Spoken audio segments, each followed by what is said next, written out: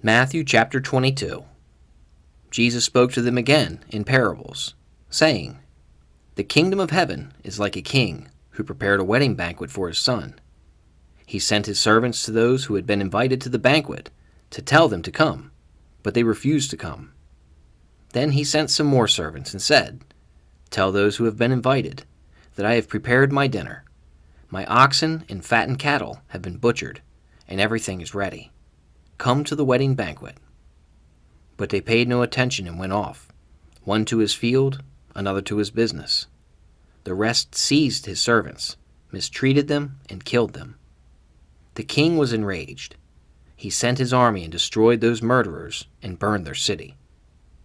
Then he said to his servants, 'The wedding banquet is ready, but those I invited did not deserve to come. Go to the street corners and invite to the banquet anyone you find.'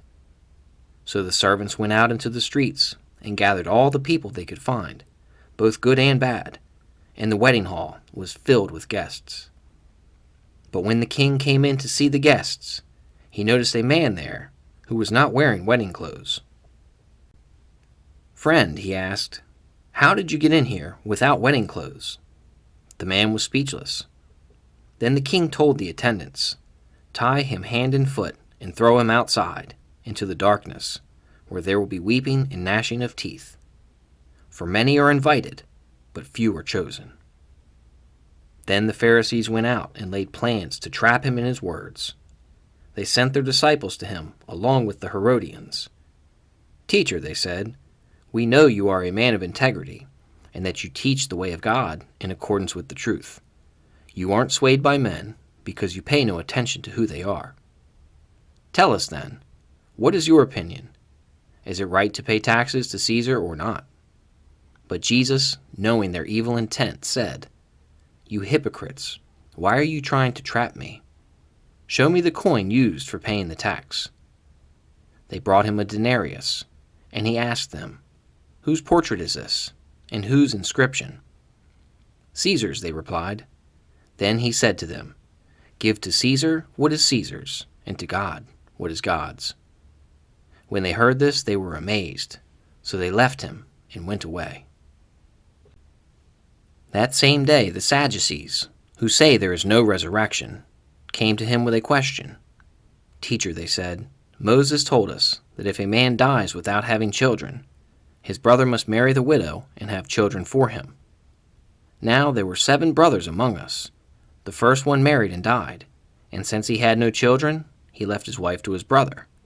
The same thing happened to the second and third brother, right on down to the 7th. Finally, the woman died. Now then, at the resurrection, whose wife will she be of the 7, since all of them were married to her?' Jesus replied, 'You are in error because you do not know the Scriptures or the power of God. At the resurrection, people will neither marry nor be given in marriage. They will be like the angels in heaven. But about the resurrection of the dead, have you not read what God said to you? I am the God of Abraham, the God of Isaac, and the God of Jacob. He is not the God of the dead, but of the living.' When the crowds heard this, they were astonished at his teaching. Hearing that Jesus had silenced the Sadducees, the Pharisees got together. One of them, an expert in the law, tested him with this question, 'Teacher, which is the greatest commandment in the law?' Jesus replied, 'Love the Lord your God with all your heart, and with all your soul, and with all your mind. This is the first and greatest commandment. And the second is like it. Love your neighbor as yourself. All the law and the prophets hang on these 2 commandments.' While the Pharisees were gathered together, Jesus asked them, 'What do you think about the Christ? Whose son is he?' 'The son of David,' they replied. He said to them, 'How is it then that David, speaking by the Spirit, calls him Lord?